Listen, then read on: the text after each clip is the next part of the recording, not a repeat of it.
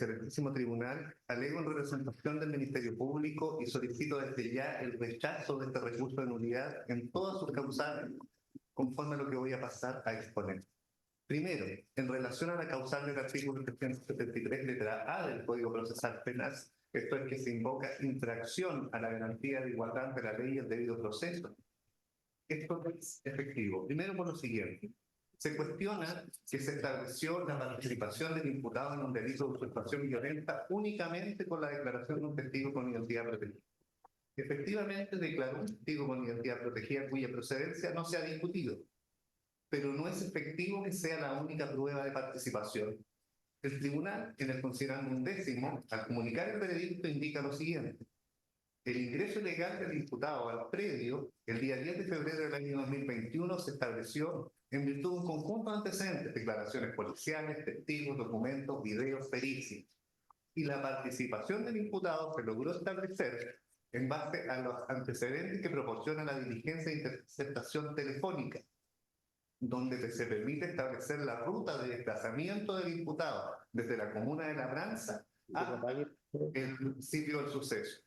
Y además del contenido de estas comunicaciones resulta la confesión del imputado en la participación de estos hechos. De modo, dice el tribunal, que la declaración del testigo con identidad protegida resulta redundante frente al cúmulo de evidencias aportadas por la investigación. Luego, al desarrollar esta idea en el considerando 15º, se refiere específicamente al contenido de estas comunicaciones. Hay una comunicación previa con doña Orfelina, quien días antes de estos hechos le pide apoyo para ellos realizar una recuperación, una usurpación en otro sector. Y él la compromete a que ellos apoyen a Temuremos Chico cuando tenga que ingresar al predio San Sebastián. ¿Y qué ocurre el día 10 de febrero de 2021? Precisamente, doña Orfelina habla temprano cuando Néstor Yaitul y él le da las instrucciones de cómo llegar al predio. A las 10:19 de la mañana, el imputado le dice que se está trasladando al lugar y efectivamente el sistema vigía que aporta la compañía telefónica nos indica cómo se desplaza desde Labranza, que era el domicilio que estaba ya ubicado por la policía del imputado, hasta el sitio del suceso. Luego hay una comunicación en horas de la noche del imputado con su amigo Leo Anticán, que era precisamente el dueño de la casa donde él estaba, donde le indica que estuvo participando de una recuperación y que no tuvo ningún problema. Frente a eso, el tribunal dice, la prueba del testigo con identidad protegida resulta solo coincidente con el resto de la evidencia cuando dice haberlo visto frente al predio que se estaba intentando recuperar y el que fue materia del ingreso violento, pero que de ningún modo es la única prueba. Este testigo lo sitúa ahí alrededor del mediodía, momentos antes que se produjera el ingreso ilegal. Respecto al contrainterrogatorio, que se cuestiona también. Respecto del contrainterrogatorio a este testigo, las únicas preguntas que no se permitieron fueron las que estaban determinadas a identificar la identidad del testigo, porque de otro modo se cae todo el sistema de protección establecido en favor del testigo. Pero la defensa no hizo uso de la facultad de confrontarlo con declaraciones anteriores conforme a lo que permite el artículo 330 del Código Procesal. De modo que la primera causal no se da. Segundo, hay testigos que se consideraron como peritos. Tampoco es efectivo. Se trata de dos testigos, Sebastián Víctor, policía, que analizó las imágenes de carabineros del desalojo del predio San Sebastián, y don Claudio Calderón, policía analista de la Policía de Investigaciones, que ¿qué hace? Él analiza 3 o 4 elementos: tráficos de llamadas, contenido de la interceptación telefónica y radio de cobertura de las antenas y sedes. Y en base a eso, uniendo todo este elemento, establece un posesionamiento del input. Ambos son testigos expertos. Ahora, el tribunal nunca dijo que se hicieron un peritaje, que se les debiera dar un valor distinto para hacer un peritaje. Lo que hizo fue, considerando noveno, analizar la prueba del Ministerio Público, es decir, este es el listado de testigos que declaran por el Ministerio Público y estos son los peritos que declaran por el Ministerio Público. Y ahí los ubicó a estos dos testigos, pero nunca dijo que aquí haya un peritaje que se haya entregado de forma sorpresiva. Son las mismas diligencias que la defensa tuvo cuando se le entregaron todos los antecedentes de la investigación. Es más, En el propio considerando 20, en la página 376, el tribunal dice expresamente, el testigo Claudio Calderón es un testigo experto. En cuanto al exceso de las atribuciones del tribunal, lo primero que debo señalar a este excelentísimo tribunal es que el tribunal le permitió a la defensa objetar las preguntas del tribunal. Así ocurrió con el mismo testigo Sebastián Vilches, donde frente a una aclaración que efectuó el tribunal, la defensa objetó y el tribunal retiró la pregunta. Le permitió efectuar nuevos interrogatorios después de las aclaraciones del tribunal. Así ocurrió con el perito Camilo Garcés, que el tribunal hizo preguntas y la defensa hizo un nuevo interrogatorio. El resto son resolución de los incidentes que se producen dentro del debate, dirección de la audiencia conforme a la norma del 292 del Código Procesal Penal, sin que de ninguna manera se vislumbre algún vicio concreto de la trascendencia para anular el juicio. La testigo Carolina Trejo dice, no se le dejó la razón de sus dichos, pero no se incorporó ese audio. Y ese audio está el día 21, minuto 7.18. ¿Y qué ocurrió ahí? La testigo fue interrogada por la defensa, contrainterrogada por los acusadores.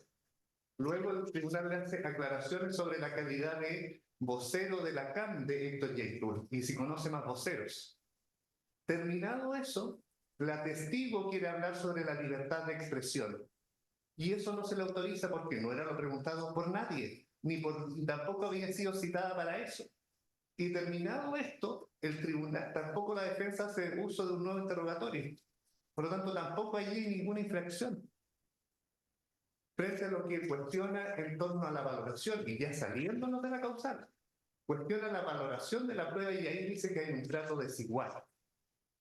Y la verdad es que ahí la defensa olvida la contundencia de la prueba del Ministerio Público. Hay una gran cantidad de evidencia en las interpretaciones telefónicas, en el teléfono del imputado, que lo sitúa en los lugares donde se ocurren los hechos, que aparece coordinando y liderando cada una de estas acciones. Pero eso no lo dice. Y por eso le extraña que el tribunal en sus argumentaciones siga el razonamiento del Ministerio Público. Porque el Ministerio Público se hace cargo de toda la prueba que se presentó en el juicio. Un solo ejemplo. El testigo Mario Ávila de la defensa no se le dio valor.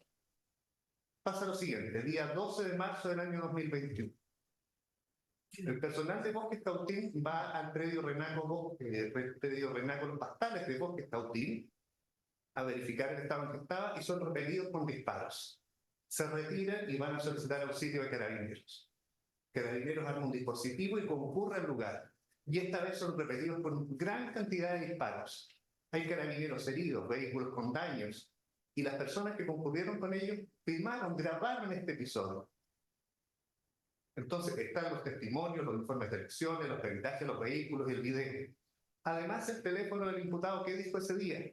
Momentos antes de esto, estaba hablando con su amigo León Ticara y le dice, espérate, tengo que cortar porque vienen los verdes. Y les vamos a preparar algo. Y después ocurre el atentado. Y en horas de la tarde lo llama a su pareja y le pregunta, ¿ya se fueron los carabineros? Y además, las antenas indican que el imputado se encuentra posesionado en el lugar. Además, hay imágenes de las páginas donde se reivindican los atentados, donde se indica, se reporta enfrentamiento entre Huichafe y los carabineros. ¿Y qué dice el testigo Mario Ávila de la defensa? Conozco a Héctor Yaitul, él va al lugar, pero nunca hemos tenido problemas con los carabineros. Nunca ha habido estos disparos. Entonces, frente a este cúmulo de evidencia, obviamente el tribunal tiene que desechar esa declaración y dar el valor a este cúmulo de evidencia. Pero eso es el ejercicio de la valoración de la prueba. Y eso no puede constituir un trato desigual como alega la defensa. Por lo tanto, en relación a la primera causa, directamente estimamos que es improcedente. Segunda causa. Se alega ausencia o falta de exposición de los hechos probados y los medios con que se establecen. Primero dice, ¿sabe? En relación al artículo 6, letra C del Código Procesal de la Ley de Seguridad del Estado, no se establecieron los 54 atentados posteriores a los dichos del imputado. Primero, el artículo 6, letra C, consiste en incitar, promover, fomentar determinadas conductas que atenten contra ciertas actividades o sus medios o instalaciones. En eso consiste. Es un delito de peligro, no es un delito de lesión, menos el delito en materia de esta acusación. ¿Qué ocurrió? El imputado el día 8 de enero del año 2020, luego que es condenado Daniel Troncal como autor de una serie de atentados incendiarios en el tribunal de Temuco, el imputado sale y fuera del tribunal y afuera del tribunal luego de eso. Dice que no va a haber ni un minuto de paz desde que se condena al huechafe Daniel Camilo.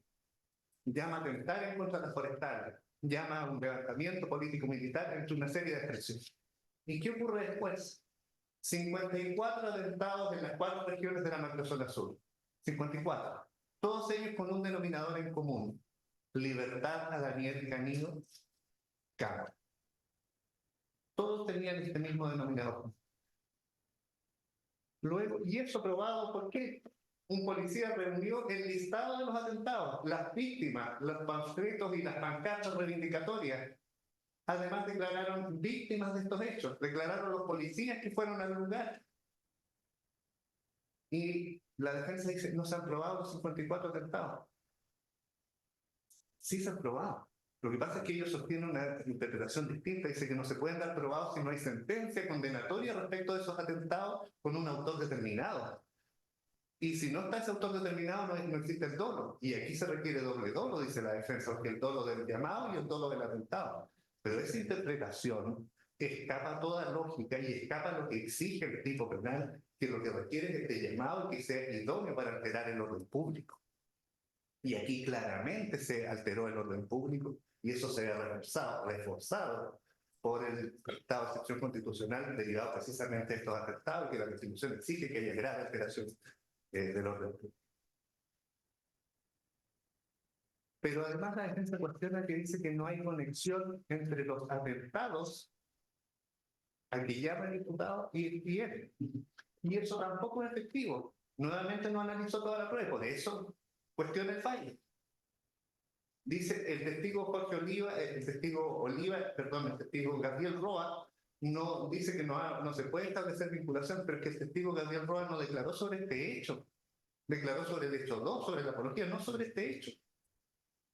¿Y qué se puede establecer en esta auténtica conexión? De dos formas. A través de las interceptaciones telefónicas y a través del contenido del teléfono del imputado. De las interceptaciones telefónicas, el detective a cargo de la investigación, Diego Martínez, logra establecer cuando se produce una serie de atentados, que hay un desplazamiento del imputado por todas las zonas de la macrozona sur, por todas las regiones donde se iban produciendo en forma coetánea como se producían los atentados. Pero no solo es el desplazamiento, porque además hay comunicaciones que muestran el conocimiento, al menos, de los atentados por parte del imputado. Un solo ejemplo, todo esto desarrollado en el tribunal. 6 de enero del año 2021. El imputado llama a su pareja, luego de una serie de atentados, y le dice, ¿qué se dice de los CHEM?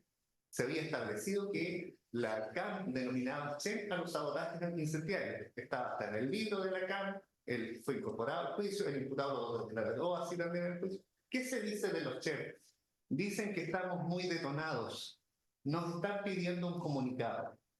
Creo que voy a esperar al otro u otros antes de lanzarla. ¿Y qué ocurre después? Otro atentado. Incluso hasta la comunicación con la señora, con la pareja, antes de esto, cuando le dice, antes de lanzar el comunicado, cuando le dice, aún no termino el comunicado, voy a esperar esta noche o mañana para lanzar. Y al día siguiente aparece el comunicado, libertad a Daniel Camilo, fuera forestales, CAM. Es decir, aquí ya está ligado de conocimiento de los atentados, de atentados futuros y además de la difusión de los atentados. Pero hay más. El teléfono del imputado fue incautado. Eso no se ha cuestionado. Era el teléfono del imputado, estaba interceptado en el minuto, se le incautó cuando fue detenido. Se contiene valiosa información sobre los hechos violentos, actuación en terreno, le llegan las fotografías de los atentados minutos después de que se producen. Un ejemplo. Comunicación 6 de junio de 2022. El imputado dice a uno de sus hijos, el Pele tiene en medio Chen en Mafi. Entonces estaba preparando un atentado en Mafi, en región de los Ríos. Y luego dice quiénes deben trasladarse a acompañar a Perentado. Y luego las municiones. Y cuando hay una descoordinación dice, aquí las instrucciones las doy yo. Y así hay cuantiosa información en ese teléfono que no ha sido objeto de cuestionamiento. Y que, por cierto, no está analizada.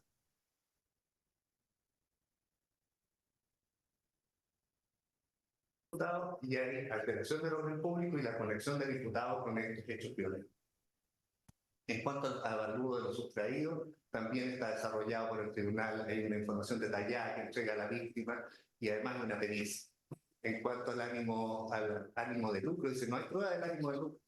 Hay cuantiosas comunicaciones donde el imputado señala que está madereando, que está trabajando en una forestal, que está coordinando, que parece más panal de abeja y se escuchan las motosierras de fondo.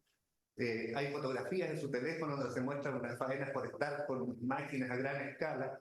Y la más gráfica para esto, 18 de agosto del año 2021, progresivo 14 de la prueba material 4.51. Llama a una persona con el objeto de adquirir una casa prefabricada. ¿Y qué le dice? Lo que pasa es que estamos sacando madera con el nano, tu hijo. Así que la casa la pago al toque. Es decir, puede pagar en efectivo una casa con el producto de la madera que está sustrayendo, lo que grafica claramente el ánimo. Y así ocurre con el resto de todos los demás hechos, donde se junta posicionamiento, contenido de las comunicaciones, contenido del teléfono y además vigilancia policial. Los policías observaron los movimientos cuando iba desde la Brasa hasta el sector de Renato Cortázar. Todo ese conjunto es lo que valoró el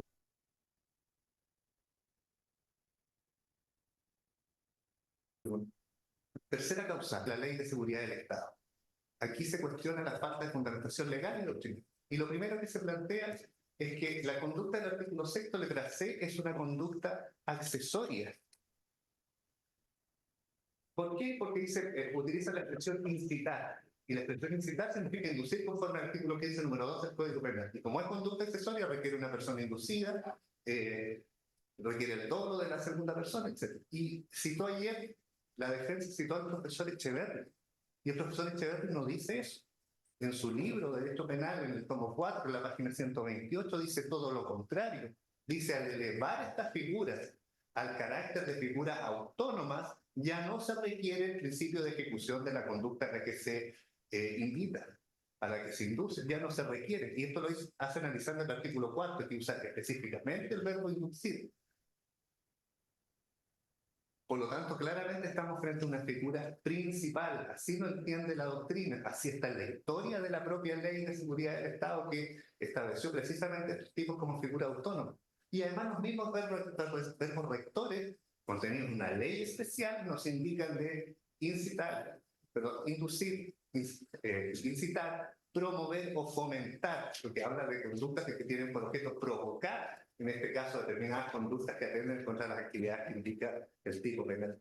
Por lo tanto, se trata de un delito de mera actividad, no es necesario que se realicen aquellas conductas. Sí se requiere el peligro efectivo. Ahora, el dolo debe abarcar el llamado, por cierto, y la idoneidad para poner en peligro estas conductas. Y ese dolo se encuentra establecido con una serie de elementos objetivos que, como he dicho, están dados por su calidad de líder de una organización que cuenta con la capacidad para llevar a cabo estas acciones y además por esta serie de elementos contenidos en su teléfono, en interceptaciones telefónicas que dan cuenta de su conocimiento, de su control y de la difusión que hacía de estos hechos. Respecto del tipo penal de apología, dice que no se señala cuál es el objeto de la apología. Y el tribunal le contesta, lo trató respecto de las alegaciones de la ofensa, considerando el 22º.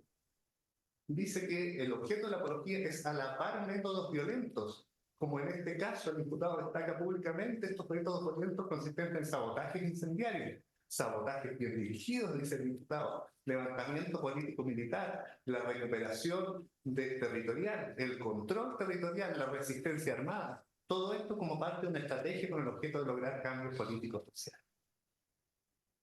Cuestiona que la defensa no se hace cargo de la alegación o pertinencia cultural.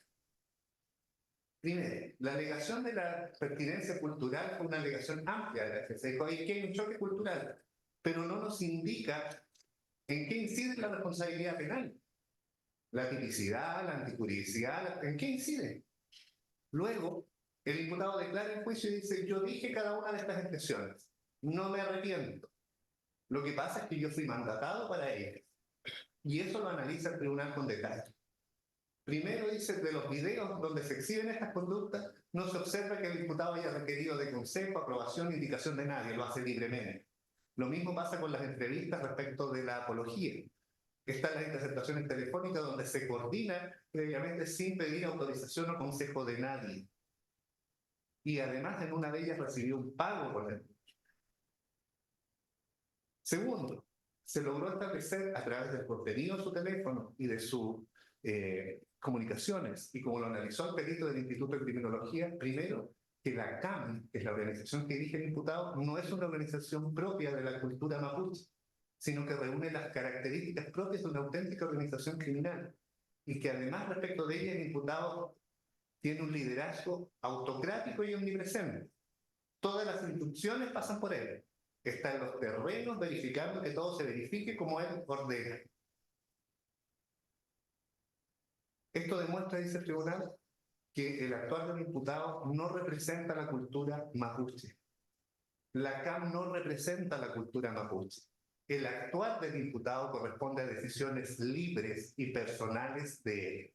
Y por último, señala el tribunal, el citado convenio 169 de la OIT por la defensa permite el respeto a la cultura y a los derechos de los pueblos originarios, pero en la medida de respeto al ordenamiento jurídico nacional. Ese tratado no está para avalar la comisión de delitos. Cuarta cosa. Se cuestiona errónea aplicación del derecho y se solicita absolución. Primero se cuestiona que la actividad forestal no es una actividad industrial. La actividad industrial consiste básicamente en la extracción de productos y recursos naturales, su transformación y su transporte. Y el tribunal lo dice expresamente. La actividad forestal es una actividad típica del orden industrial, desde que consiste en extraer productos del sector primario de la economía donde están las actividades extractivistas. Toda la cadena está protegida y aquí se atentó en contra de camiones, de maquinaria forestal, maquinaria de la industria forestal, por lo tanto toda esta cadena está protegida y está contemplada en el artículo. Segundo, se cuestiona que el bien jurídico debiera ser la seguridad interior del Estado. La ley de seguridad del Estado tiene distintos bienes jurídicos y distintos tipos penales. Primero se refiere a aquello que afecta a la seguridad exterior del Estado. Luego, aquello que afecta en el artículo 4, 5 a la seguridad interior del Estado. Y en el artículo 6 ya se refiere a delitos que afectan al orden público. De hecho, el sexto letra A se refiere precisamente a aquellos desórdenes o actos de violencia que afecten la tranquilidad pública. Lo que claramente nos da a entender que aquí estamos frente a una. Y el contenido del artículo 6 general habla claramente del orden público. Y por eso el tribunal dice que hay que entender el orden público en el sentido de la tranquilidad necesaria para la ejecución de las actividades que protege el tipo penal. Así lo entienden por lo demás los profesores Gustavo Almaceda, doña Tatiana Vargas, don Héctor Hernández. Y el imputado registra una de estas condenas, precisamente por desórdenes públicos del artículo 6 letra A. Es decir, no es que se haya dictado aquí, se vaya a dictar aquí la primera condena por este tipo de estos hechos. Dos ideas más, no, señor presidente. En relación a la apología del artículo de la hechos 2 y 5, a través de las entrevistas que difundió el imputado, dice la defensa, estos dichos no alcanzan a constituir alabanza o propaganda. La verdad es que el tribunal desarrolla todo esto e indica, con sus dichos, el imputado alaba, destaca públicamente ocupaciones, sabotajes incendiarios, sabotajes bien dirigidos, con una preparación para la lucha militar. Eso está en sus declaraciones. Y esto con el objeto político social de lograr cambios y que lo que pretende, según sus dichos, es la autonomía o liberación nacional del pueblo mapuche. Y para eso cuenta con una organización dotada de capacidad militar, de estrategia y de experiencia que le da idoneidad y pone en riesgo a los bienes.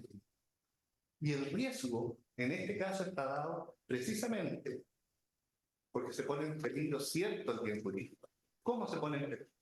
Primero, por el contexto en que se verifican estos dichos, en un contexto de una serie de atentados. De hecho, cuando reivindica la figura del huichaje Pablo Marchal, a quien incluso en una comunicación vía WhatsApp le indica a una periodista que murió portando su fusil, cuando lo reivindica, dice que la forma de reivindicarlo es con más sabotajes, como ha quedado establecido en las 2 últimas semanas. Sí, claramente da cuenta de esta conexión con estos hechos. Y además, otro elemento del red, es miembro de la CAM, de una organización que cuenta con la capacidad militar y experiencia necesaria para poner en riesgo cierto al bien jurídico. La persona que emite el mensaje, el contexto y los medios con los que cuenta. Se llega a tal punto que el diputado se ve en la necesidad de solicitar botiquines y implementos médicos para atender a los huaychafes que resultan heridos en los enfrentamientos con carabineros. Es decir, este mensaje que invita al diputado promueve conductas violentas al punto que el que emite el mensaje ya no lo puede controlar y se ponen en riesgo incluso las personas que siguen su llamada. Se pudo establecer que en la ocupación de Vegas de Centenario, el 10 de mayo del año 2021, resultó lesionado su hijo con un disparo por arma de fuego. Se pudo establecer en que en el atentado del día 9 de julio del año 2021, en el sector Santa Ana, Tres Palos, comuna de Carahue, resultó lesionado un trabajador forestal, don Seferino González Marabolí, quien resultó con un impacto por arma de fuego con riesgo vital que casi le cuesta la vida y que resultó con graves secuelas. Frente a eso, claramente las expresiones del imputado, además de alabar estos métodos violentos, ponen un serio riesgo al bien jurídico. No constituye una presunción de derecho a la responsabilidad penal, solo la constituiría en la medida en que quedara descartado que sus expresiones arriesgaran el bien jurídico. Por último, en el considerando 22º, el tribunal además señala la libertad de expresión tiene límites, tanto en nuestro ordenamiento nacional e internacional. En nuestra Constitución, responder de los abusos y en los instrumentos internacionales como el Pacto de Derechos Civiles y Políticos y la Convención Interamericana de Derechos Humanos, donde reconoce como límite la prohibición de la propaganda en forma de guerra y la apología del odio nacional. En medio de todo esto, excelentísimo tribunal, solicito el rechazo del recurso de nulidad intentado por la defensa, pues como señalé, no se ajusta a derecho ni al mérito del proceso. Gracias, señor abogado. Ahora le corresponde el turno al abogado don Rodrigo Barros, que Gracias, señor presidente. puede iniciar su alegato teniendo presente los puestos por el Ministerio Público para no incurrir en reiteraciones. Puede alegar, abogado. Gracias, señor presidente. Con su venia, alego en representación del Ministerio del Interior y Seguridad Pública, solicitando se sirva a rechazar el recurso de nulidad interpuesto por la defensa del acusado Héctor Yaitul Carrillanca. Excelentísimo tribunal, básicamente acá se ha dado cuenta de 4 causales de nulidad. La primera, excelentísimo tribunal, por infracción de garantía, se alega en la primera, como se indica la valoración en cuanto a la acreditación de un testigo protegido, que sería en el hecho 3, y eso es importante señalar que solamente es uno de los delitos de los 5 hechos, por los 7 delitos condenados, solamente en relación al hecho 3, que corresponde a la usurpación violenta del Fondo San Sebastián en febrero del año 2021. Con el objeto de tratar de no incurrir en reiteraciones, excelentísimo tribunal, lo primero que yo debo decir es que esta es una institución regulada, que ya esta excelentísima Corte en relación a esta causa se pronunció respecto a un recurso de protección indicado en el recurso de protección 88.001 del año 2023, en que se hace relación a la protección que se les da o que se le pretendió dar por parte del Ministerio Público y del Ministerio del Interior al ejercer esta acción en contra de personas en atención precisamente a la investigación por la cual se estaba llevando, por los delitos por los cuales se estaba llevando y por los antecedentes y el contexto de la misma, a la cual este recurso de protección fue acogida por el tribunal, la Corte de Apelaciones de Temuco, y confirmada por este excelentísimo tribunal. En relación a que se ha prestado declaración por parte de este testigo, que pasa a ser el número 24 dentro de la sentencia, lo cierto está en que el considerando 11º da cuenta de que la declaración de este testigo es una más de aquellas que se tuvo a la vista por parte del tribunal para dictar un fallo condenatorio. Tanto es así que el tribunal da elementos para indicar que la cantidad de testigos, prueba documental, prueba pericial, interceptaciones telefónicas y posesionamientos telefónicos, sucedería lo único que venían a hacer es ser una prueba accesoria más de la participación que se da precisamente. Y cabe señalar que en relación a elementos de convicción que tuvo el tribunal, precisamente estaban las escuchas telefónicas, como se ha dado cuenta, y que se indican en el considerando 15º, respecto a las escuchas que se señalaban días antes y durante el día en que se produce este hecho. Y en este sentido, excelentísimo tribunal, cuando se da cuenta por parte de la defensa de los audios que se quieren incorporar respecto para establecer la conculcación de derechos en relación a este testigo, lo cierto está en que nosotros pudimos observar que fueron muy breves, son pequeños extractos en relación a preguntas que apuntaban en torno a establecer la identidad del testigo. Pero no se indica por la defensa que incluso hasta el tribunal realizó varias preguntas aclaratorias para establecer la veracidad de los dichos del testigo en cuanto a cómo había llegado, en qué había llegado, cómo pudo apreciar, cómo conocía de las armas de las cuales él daba cuenta en su relato, cuánto tiempo le demoró para ir a hacer la denuncia, todas preguntas precisamente con el objeto de establecer la veracidad en tal sentido. Y el tribunal también, en el considerando 22º, da cuenta de que la jurisprudencia ha establecido este testimonio de este tipo de testigos. Y en este sentido, excelentísimo tribunal, acá consideramos que no estamos solos. Esta excelentísima Corte ha establecido en reiterados fallos, conociendo el recurso de nulidad, esta situación.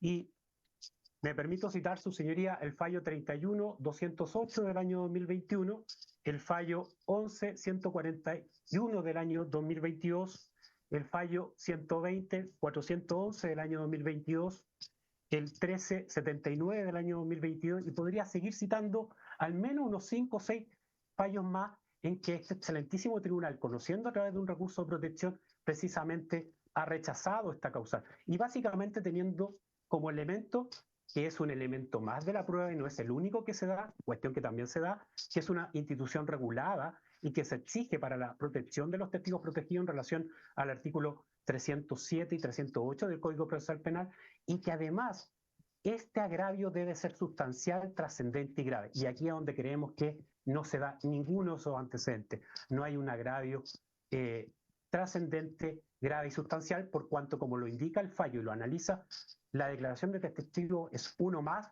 de los tantos que se tuvo. Por lo tanto, soltamos, se sirva a rechazar en ese sentido. Después se habla por parte de la defensa acerca de que se tuvieron a la vista para condenar la declaración de testigos que fueron tratados como peritos. Y lo cierto está, excelentísimo tribunal, que eso no es efectivo. A nosotros, en el caso del señor Sebastián Vilches, que es un funcionario policial que declara sobre la participación, y en este caso sobre también el hecho 3, es un funcionario que analiza un video, lo cierto está en que de todas las veces en que se menciona al señor Vilches, solo en una ocasión se le denomina perito, solo en una de todas las tantas veces que se menciona. Y por lo tanto nosotros, a nuestro juicio, creemos que esta designación es producto de un error de redacción del fallo más que del tratamiento que se le da en tal sentido. No se cuestiona el análisis efectuado por parte de la recurrente y nada se dice en torno a esta situación en su recurso. En el caso del señor Calderón, excelentísimo tribunal, la situación es mucho más. Cabe señalar que en el caso del señor, la declaración del señor Vilches es una más de las 12 elementos que tuvo el tribunal para acreditar también el delito de el hecho número 3. Y en el caso del señor Calderón, que también yo me permití contabilizar, se menciona 21 ocasiones en el fallo, su señoría.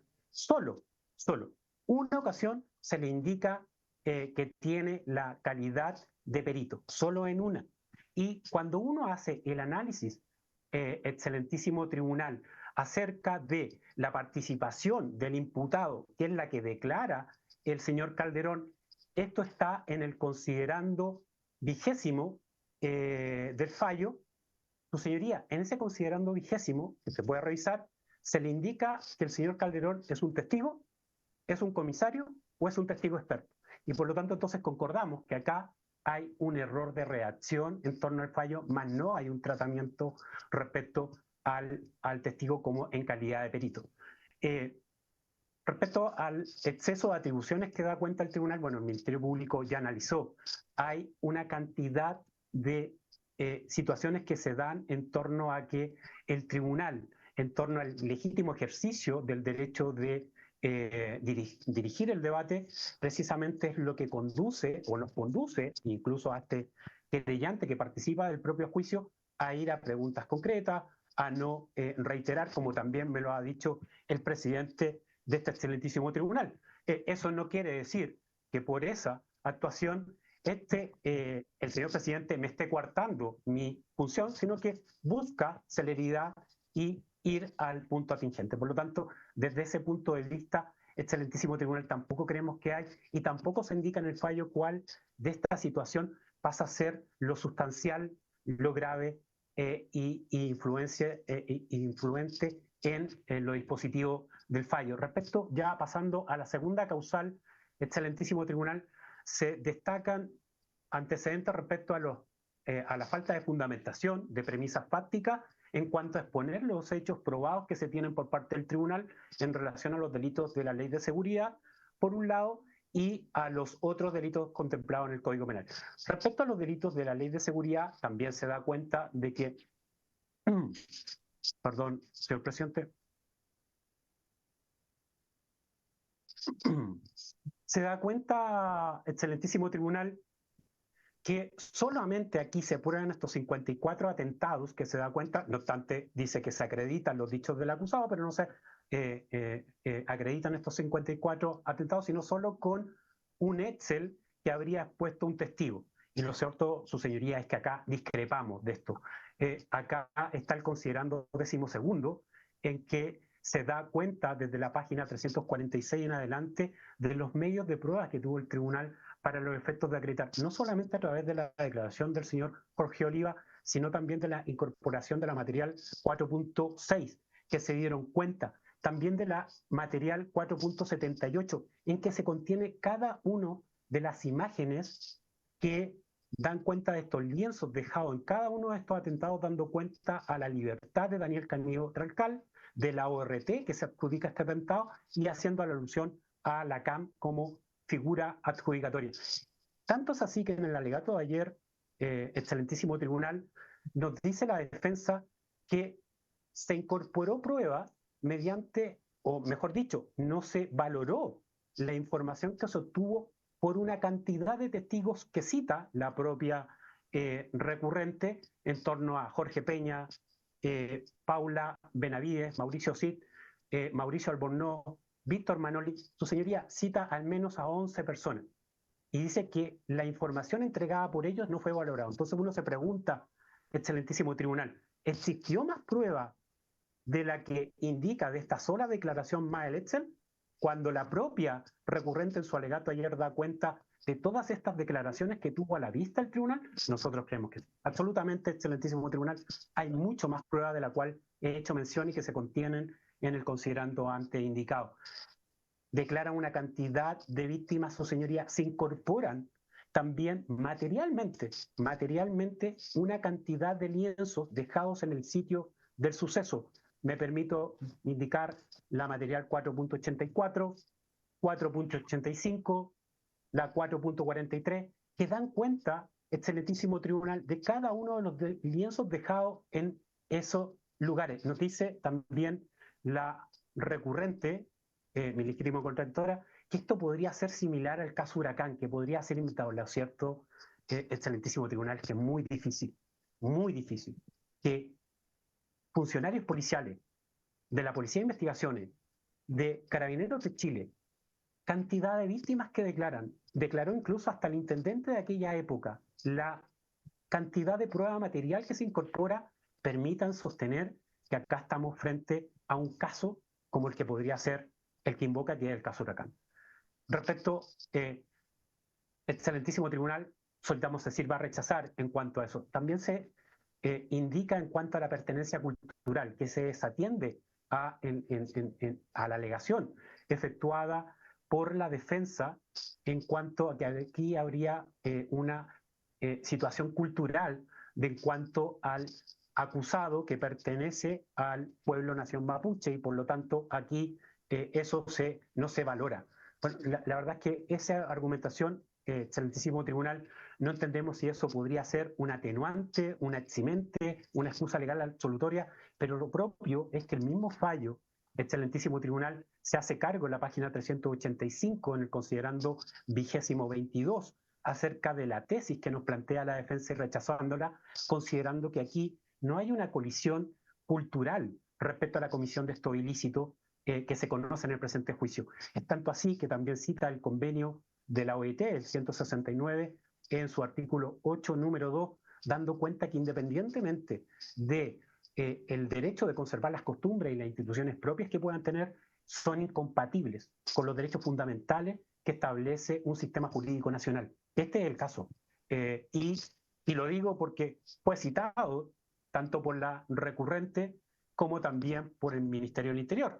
Por lo tanto, no creemos que en ese sentido el tribunal haya tomado lo expuesto por esta parte para los efectos de sostener que nuestro fallo está o se hace suyo el tribunal, sino que lo que hace el tribunal es tomar la postura de dos partes.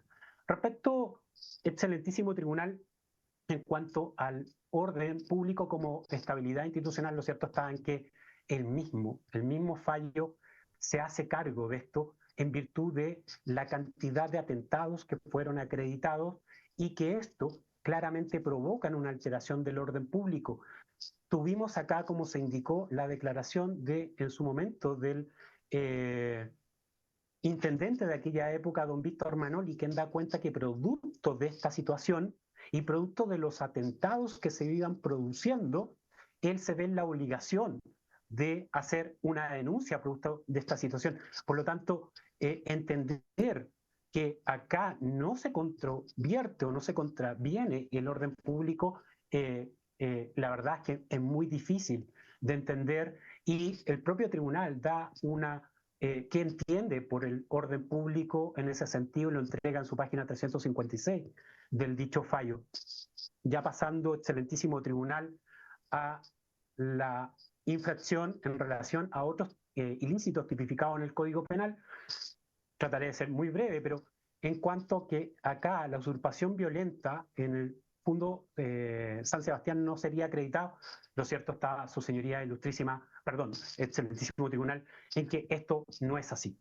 No es así como lo indiqué en el considerando 15º, excelentísimo tribunal. El tribunal da y cita una cantidad de pruebas. La declaración de don Dionisio Levío, don Marcelo Aguilera, son funcionarios que llegan después de recibir la denuncia por parte de la víctima al señor Jorge Pena, en que comparecen, son recibidos con proyectiles balísticos, ellos alcanzan a poder huir del lugar.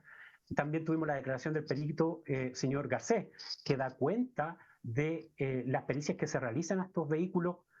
También tuvimos los progresivos que dan cuenta de las conversaciones del acusado con un sinnúmero de personas, don Levanticán, como ya ha señalado el Ministerio Público, que daban cuenta de esta situación, de esta usurpación que se venía produciendo. También tuvimos, su señoría, la material 4.184 y 4.185, que son los comunicados que se efectúan haciendo alusión a la usurpación de la misma. Entonces, cuando nos dice la defensa que aquí o la recurrente, que acá no hubo prueba en relación a esto, lo cierto está en que es muy difícil de poderlo encontrar, al menos en el fallo, porque sí lo hubo. En relación a que no se acreditó también el valor de la especie. En cuanto al hurto, también el tribunal en el considerando 19º se hace cargo en la página 362 y indica que acá no solamente existe la declaración de los testigos, sino también un avalúo correspondiente a la documental 2.11 de Bosques Cautín, en un informe además pericial del señor Cristian Silva, quien superpone las láminas de Google Earth en relación al el estado del bosque realizado antes y después, y por lo tanto entonces consideramos que eso debe ser válido. Nos hubiese encantado, excelentísimo tribunal, de poder haber hecho una pericia propiamente en el fondo para poder determinar cuánto es la sustracción, pero debemos decir, lamentablemente, excelentísimo tribunal, que ese fondo todavía está tomado. Todavía la víctima no ha podido ingresar a su propiedad, al menos hasta el momento del juicio. No sé si hoy día eso habrá cambiado, pero lo veo un poco difícil. Pero también tuvimos un sinnúmero de progresivos que dan cuenta de esta situación en que se aprecia el ánimo de lucro, y de hecho ya ha citado al Ministerio Público en tal sentido, y por lo tanto, excelentísimo tribunal, creo que no vale la pena volver a reiterar. Respecto a una tercera causal, excelentísimo tribunal, que dice relación con la falta de fundamentación legal o doctrinaria que se hace en relación a los delitos de la ley de seguridad del Estado y puntualmente del artículo 6, lo cierto está en que se habla de que aquí no hay una interpretación o no hay una fundamentación del autor instigador, de la existencia de un doble dolo, de que el bien jurídico protegido es el orden público, y lo cierto está en que, como lo indica el Ministerio Público y lo indica el fallo, se hace un completo análisis de este tipo de delito en cuanto a cuáles son los verbos rectores, a cuáles son las conductas que se realizan, cuál es el tipo de dolo que se requiere y cuál es el bien jurídico protegido. Y esto puntualmente, excelentísimo tribunal, está en el considerando 12º, en la página 356, que indica esto en relación al delito ya del artículo 6, letra F, excelentísimo tribunal, también acontece lo mismo. También acontece de que el tribunal se da el tiempo de indicar en el considerando 13º y 14º cuáles son los elementos que se tuvieron a la vista para considerar que había un delito, y la participación específicamente en la página 358, que se da cuenta de esta entrevista que da el acusado a distintos medios, en el caso de la Radio Universidad de Chile, en junio del año 2020, y también a un medio electrónico, Chile Today. Eso es analizado por parte del tribunal, establece cuáles son las razones legales, y por lo tanto acá creemos que más que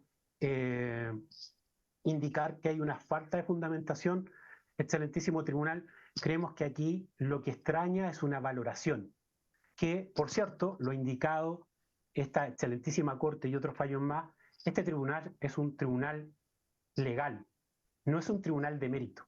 Y por lo tanto, entonces, la valoración realizada, en la medida que se construya el razonamiento por parte del tribunal y no vaya en contra del artículo 297, lo cierto está en que no hay posibilidad de poder revisar en tal sentido dicha causal y invocarla en tal sentido.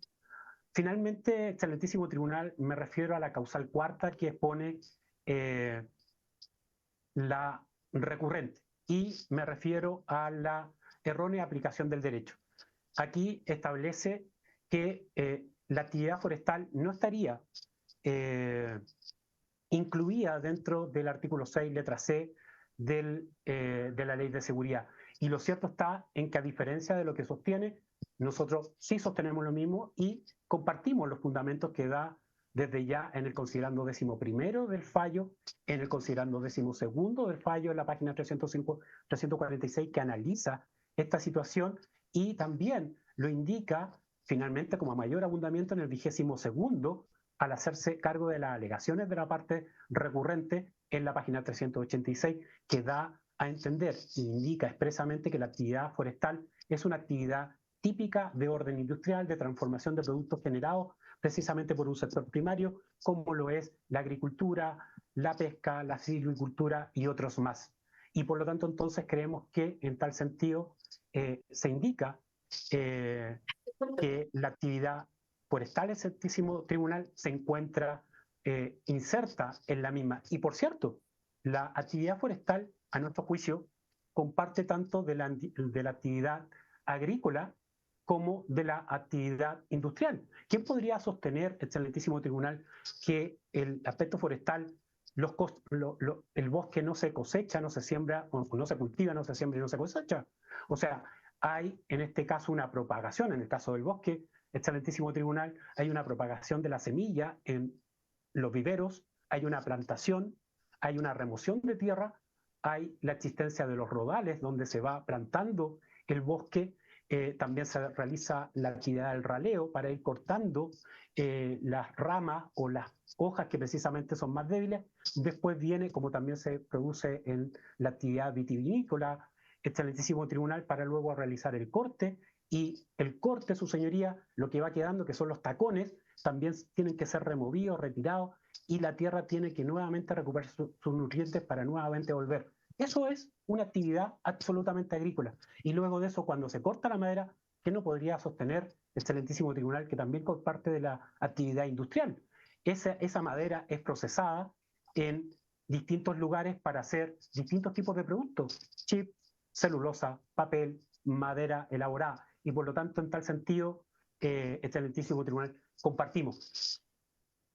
Ya me va quedando poco, entiendo que menos de 5 minutos, excelentísimo tribunal, pero quiero llamar la atención de dos cosas. Lo primero es que en el alegato de ayer de mi legítimo contradictor se indica en el análisis de esta causal en relación a la actividad forestal, en que tampoco se daría la situación de la incitación, e indica que en esta causal no se da la incitación y porque no está determinada la persona y tampoco está determinada la acción.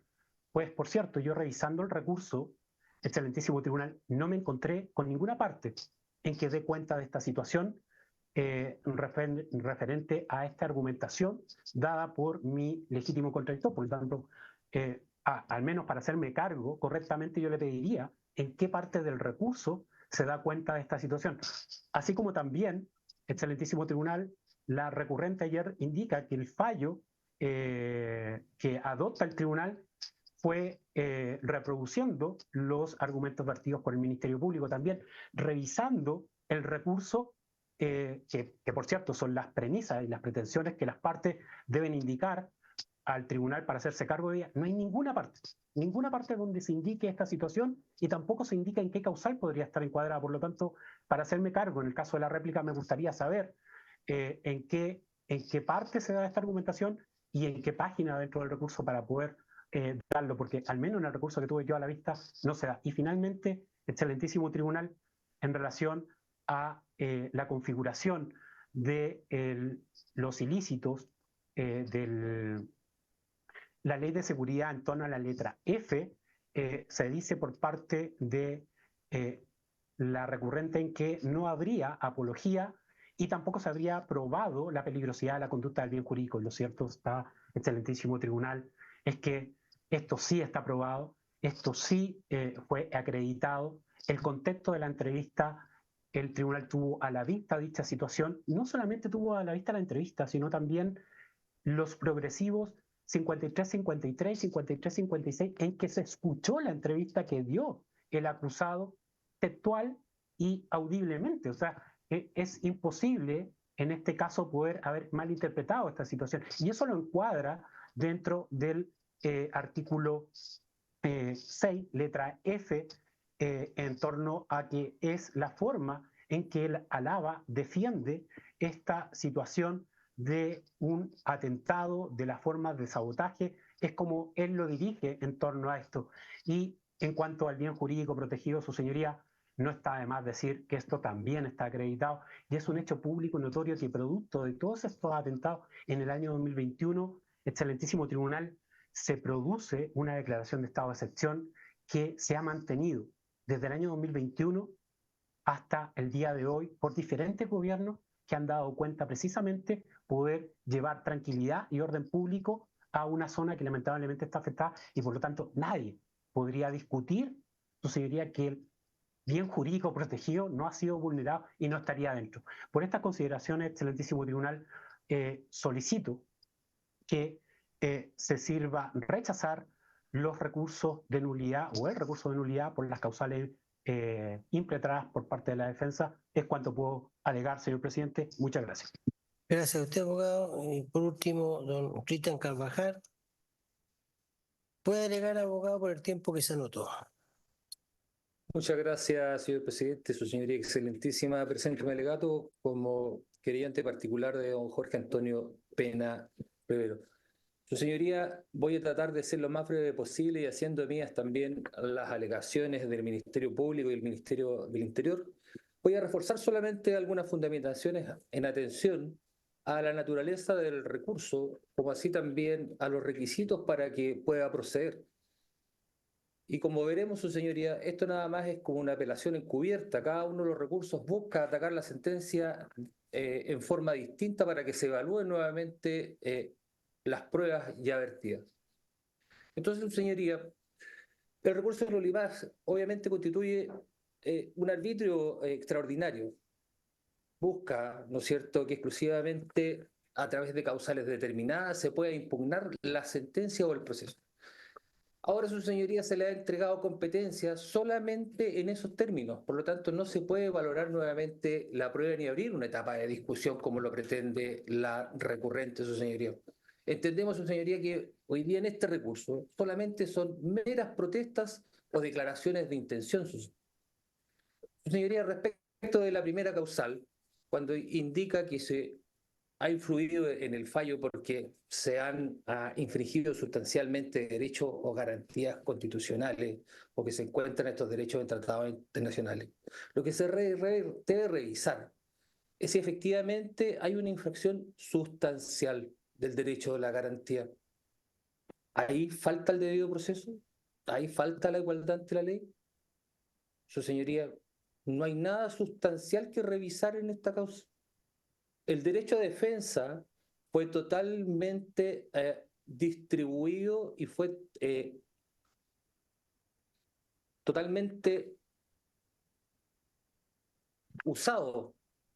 En el caso de Marra, su señoría, por ejemplo, el recurrente solamente ha dicho que hubo un problema con un testigo protegido que no tuvo el derecho para efectos de poder generar una correcta interrogación, y a su entender hubo imparcialidad del tribunal. Pero ahora bien, entendemos que el recurrente solamente se arrepiente de no haber gestionado correctamente esa defensa. De hecho, su señoría no ha perdido ninguna oportunidad procesal. Estuvieron todos los recursos a su mano en el momento que lo necesitaba. Su señoría, el imputado fue debidamente asesorado por asistencia letrada y pudo presentar todo tipo de pruebas pertinentes y participar activamente en este proceso penal. No existe, su señoría, entonces ninguna vulneración grave en las materias denunciadas. No se ha comprometido ni la equidad ni la imparcialidad en el proceso. Su señoría, si bien se condenó al señor Yaitul por todos los delitos ya expuestos por el Ministerio Público y también por el Ministerio del Interior, no existió ninguna oportunidad de defensa efectiva. No hay afectación, su señoría, de las garantías.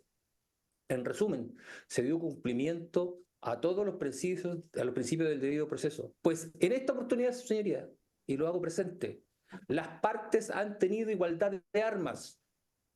Y esta vez el señor Yaitul fue condenado. De lo anterior, su señoría, da cuenta también la sentencia de esta Corte Suprema de este año, 11.649, su señoría, donde refiere a la necesaria sustentación o sustentabilidad para aplicar la causal esgrimida. Así, su señoría, debe rechazarse esta causal.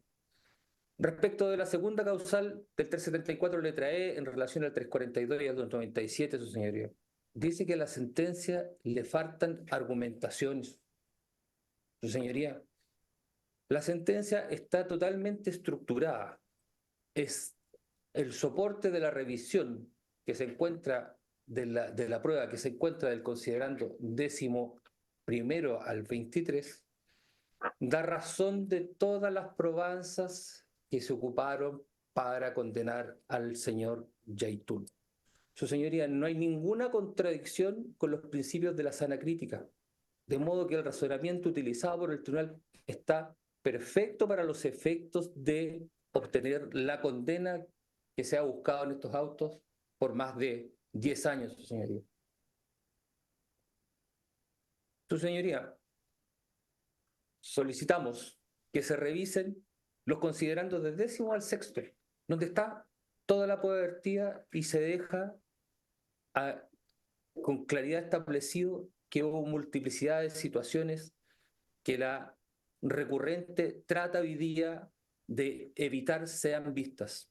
Por lo tanto, su señoría, no existe hoy día un principio que pueda afectar la solicitud de la recurrente. Por lo tanto, solicitamos que esta causal también, su señoría, sea rechazada. Respecto de la tercera causal, en relación a que el tribunal no da las razones doctrinales para calificar jurídicamente los hechos, su señoría. Claramente, como se ha dicho tanto por el Ministerio Público y el Ministerio del Interior, existen más de 12 considerandos donde se vierte la prueba y se analiza. Y el tribunal correctamente ha generado la calificación jurídica de los hechos. Al efecto, su señoría, para que exista una correcta calificación jurídica, ¿no es cierto?, deben aplicarse los hechos fácticos en cada uno de los casos en específico. Y aquí se han evaluado los hechos, se ha aplicado e interpretado una norma jurídica y finalmente la sentencia ha tomado y aplicado correctamente esos hechos a la figura jurídica. Por lo tanto, no se ha infringido, su señoría, la norma en comento. Y finalmente, respecto de la causal cuarta, su señoría, esto es simplemente una apreciación de evaluación de prueba por parte del recurrente. Su señoría, discrepa el recurrente respecto de la sentencia por cuanto no existe el delito indicado, pero ya como lo estableció el Ministerio Público y el Ministerio del Interior, este delito relacionado con la actividad forestal sí existe. Y esto ha quedado establecido y reflexionado en el considerando 14º de la sentencia, dándose entonces en ese considerando los elementos del tipo que lo constituyen. Por lo tanto, su señoría, no existe un error de aplicación de derecho. Por lo expuesto, su señoría, pongo término a mi alegato y solicito se rechace íntegramente el recurso de nulidad impetrado por el recurrente. Muy bien, muchas gracias, abogado. Y ahora corresponde las réplicas. Señor don Luis Arteaga, brevemente su réplica. Gracias, señoría excelentísima. Voy a partir por un aspecto que señaló tanto el Ministerio Público como el abogado del Ministerio del Interior, en el sentido de que en el considerando 22º se descartaban ciertas alegaciones de la defensa. Sin embargo, tal como expliqué ayer, en cuanto a lo que se refiere a la fundamentación de la sentencia, tanto en lo fáctico como jurídico, entre los considerando 12º, 20º, copia textual del alegato de clausura del Ministerio Público, sucede que también se da esta situación en el considerando 22º.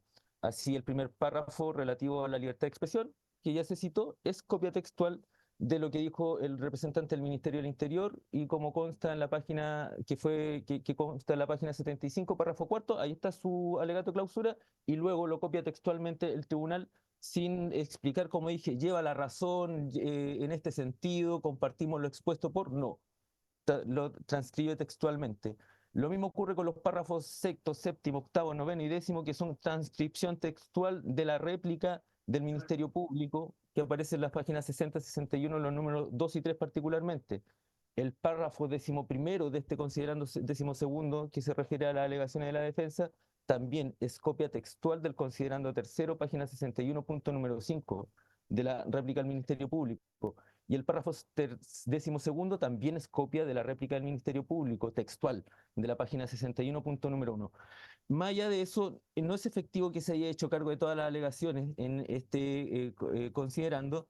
Se dijo que había dado una explicación de que por qué no era aplicable el convenio 169. Eso no es efectivo, simplemente dice no se aplica el artículo 8.2 y punto, no lo señala. No se hizo cargo, no es efectivo que se haya hecho cargo acerca de la alegación de la pertinencia cultural, sino que de un aspecto de esa alegación que es la que dice relación con el choque de cultura, yo lo dije ayer, no con toda la alegación. En cuanto a los requisitos de la incitación, no se hace cargo completamente, se hace cargo de un solo aspecto de los destinatarios. Eso está en el considerando 22º, como dije, es copia textual de réplicas y de alegatos tanto del Ministerio Público como de la abogada del Ministerio del Interior. En otro punto importante es que hay un problema de apreciación, me parece, en cuanto a cómo han planteado los otros intervinientes, porque claro, lo que se juzga aquí son los dichos de mi representado. Y a ellos se refieren en cuanto al delito del artículo 6, letra C, el considerando 12º de la Ley de Seguridad del Estado, el considerando 13º se refiere al hecho número 2, el 6 letra C, 6 letra F, perdón, de la Ley de Seguridad del Estado, y el 14º al delito también delito del 6 letra F de la Ley de Seguridad del Estado. Y lo que se trata de establecer y lo que se echa de menos es cómo se prueba de qué manera los dichos propiamente tales son los que ponen en peligro el bien jurídico tutelado en el sentido del orden público, en el sentido de estabilidad política e institucional. No se está confundiendo con la seguridad interior del Estado, como dije, porque está comprendido dentro de una ley que se llama Ley de Seguridad del Estado, que comprende aspectos internos, externos y otros que dicen relación con el orden público y la normalidad de las actividades nacionales, pero todo reconducido al concepto de seguridad del Estado. Ya di las razones por qué debiera ser así. Entonces, lo que nos están diciendo, por una parte que basta con los dichos, pero por otra parte dice que la sentencia da por acreditados 54 hechos. Los 54 hechos no están debidamente probados, no se probaron los 54 hechos, como dije, y lo que echamos de menos, y que eso es importante tener en consideración, es la debida fundamentación de las conclusiones para establecer los hechos. Como dije, en muchos de ellos, por ejemplo, en los delitos del Código Penal, también. Y también en los de la Ley de Seguridad del Estado, tanto los considerando 12º, 13º, 14º y siguientes, se hace referencia a que se acreditó a través de posicionamientos telefónicos, interceptaciones telefónicas, pero como no hay fundamento acerca de cómo se establece las fuentes, la veracidad de la fuente a partir de las cuales se obtienen estas interceptaciones. Solamente considerando 12º, que se refiere al hecho número 1, dice que se dio, por ejemplo, en el caso de los videos, que se estableció la autenticidad de los videos a través de la declaración de un testigo. Y solamente en ese considerando y a propósito del hecho número únicamente se hace referencia a que se interceptó el teléfono al imputado y que fue analizado y que se incorporó la prueba correspondiente.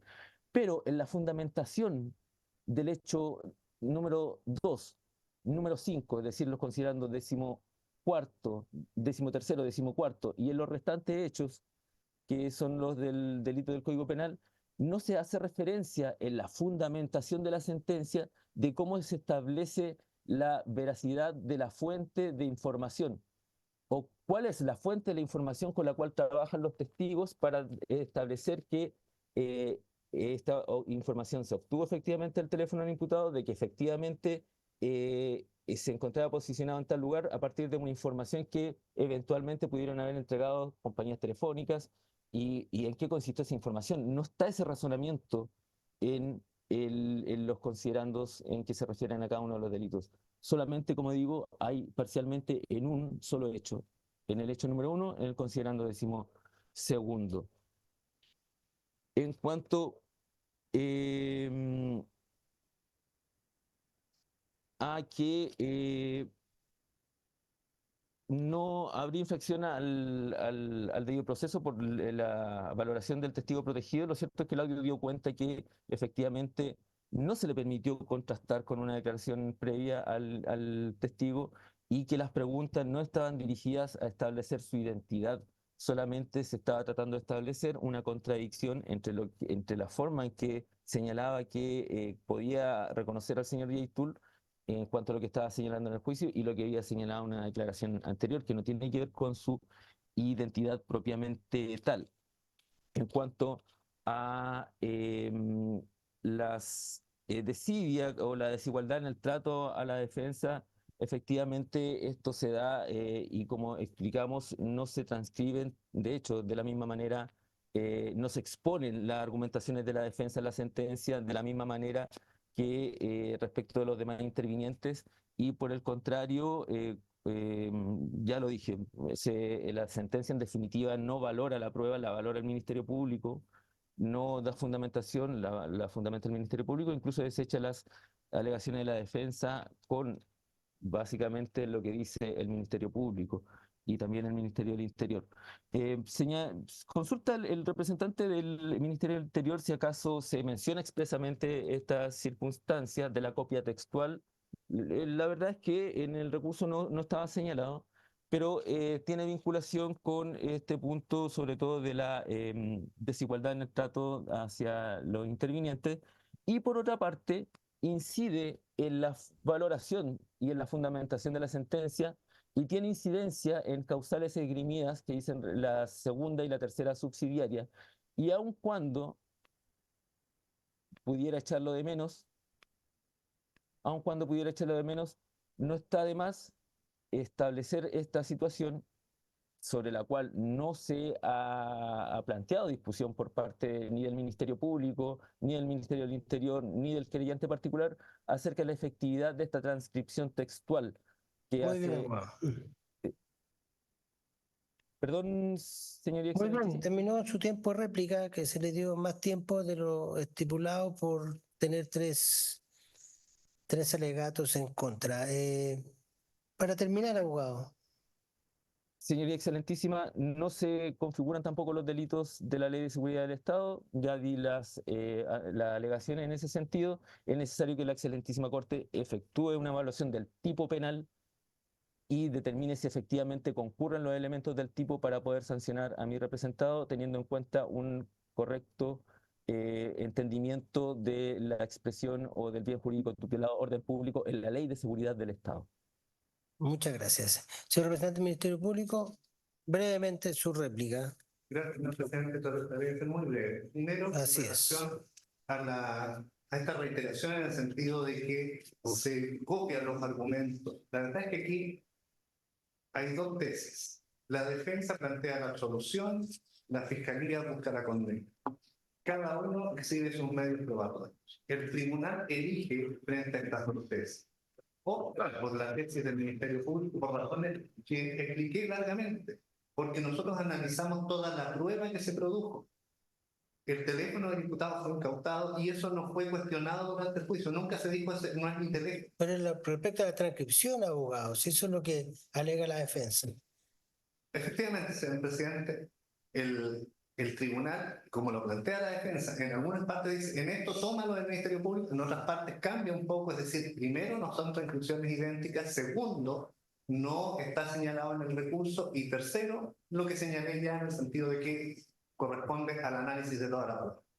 Segunda alegación, en cuanto al convenio 169 de la OIT, el tribunal se hace cargo en el sentido de que no procede a aplicarlo porque debe aplicarse conforme a las normas del ordenamiento jurídico nacional que no permiten la realización de estas conductas. En relación a que no desarrolle el concepto de incitación adecuadamente, el tribunal indica claramente que se trata de una conducta principal y al tratarse de una conducta principal no son aplicables todos los razonamientos propios de una conducta accesoria como lo quiere plantear la defensa. Lo mismo respecto del bien jurídico que también es desarrollado por el tribunal y por qué razón no corresponde en este caso aplicar la interpretación que plantea la defensa en torno a que se protege la estabilidad institucional, que es una diferencia de planteamiento que tiene la defensa. Por último, en relación al testigo protegido que no se permitió confrontar, la verdad es que eso no es así. Insisto, el ejercicio de confrontación consiste en exhibirle al testigo una declaración que prestó, ver si la reconoce o no y dejar en evidencia o no la contradicción y pedirle una aclaración. Y eso no lo hizo la defensa. La defensa hizo preguntas dirigidas a establecer si era funcionario público, si era carabinero o no, que es distinto a conflicto. Es todo, señor presidente. Gracias, señor Fiscal. Don Rodrigo Barros, brevemente su réplica. Gracias, señor presidente. Muy breve en relación a la argumentación que dice que los dichos del acusado no constituirían o no estarían probados, lo cierto está en que discrepa. O sea, lo cierto está, excelentísimo tribunal, es que lo que hace el tribunal es precisamente hacerse cargo de esta fundamentación completa. Que los 54 hechos tampoco habrían sido acreditados, discrepamos absolutamente. Lo que se exige por parte, al parecer, de la recurrente es una sentencia definitiva que dé cuenta de cada uno de estos hechos y que además debiese estar firme y ejecutoriada para poder entender que habrían 54 hechos, su señoría, lo cual entendemos que no. Gran parte, excelentísimo tribunal, respecto a la fundamentación que realiza la recurrente, dice que no habría fundamentación. Pero cuando uno escucha sus alegatos, básicamente escucha una falta de valoración. Y en ese sentido, su señoría radica gran parte de su alegato, en que no se habría tomado en cuenta, en que no se habría llevado, en que el tribunal no habría tomado en consideración lo que se incorporó, y lo cierto está en que acá gran parte de las causales dicen relación con falta de valorizar la prueba más que fundamentarla. Y respecto a la causal, excelentísimo tribunal, de infracción de garantía respecto al testigo, lo cierto está en que usted podrá escuchar o no podrá escuchar cuál fue la pregunta en particular, precisa, o cuáles fueron las mismas que dieron cuenta de este error real, grave y sustancial que exige o que ha exigido este excelentísimo tribunal. Razón por la cual, excelentísimo tribunal, solicitamos se sirva rechazar los recursos o el recurso interpuesto. Gracias. Gracias a usted, abogado. Don Cristian Carvajal. ¿Hará uso de su réplica? ¿No está muteado? Gracias, señoría excelente Lima. Sí, solamente un minuto para hacer presente al excelentísimo tribunal que el recurrente insiste en su modelo de apelación. Quiere que se valore la prueba por este insigne tribunal. Su señoría, esto queda en manos del tribunal. Eso ya lo hizo, lo fundamentó en 12 considerandos. Su señoría, es más, es tan abierta la apelación que presenta que ni siquiera establece lo básico en un recurso de nulidad, que es indicar en forma precisa y clara el razonamiento que debe tener el tribunal y cuál es la conclusión con la prueba existente. Por lo tanto, su señoría, y al no existir esa forma de solicitud, se deben caer 3 causales a lo menos. Finalmente, insistir que no hay vulneración de principio, toda vez que tampoco se han desarrollado, como a la vez tampoco se ha hecho pérdida de su defensa. Por lo tanto, señoría, concluyo mi derecho a réplica. Muy bien, gracias, abogado. Se dan por concluidos los alegatos y se les comunica que la sentencia les será notificada con fecha 29 de julio próximo. Con ello se pone término a la audiencia. Muy buen día, excelente.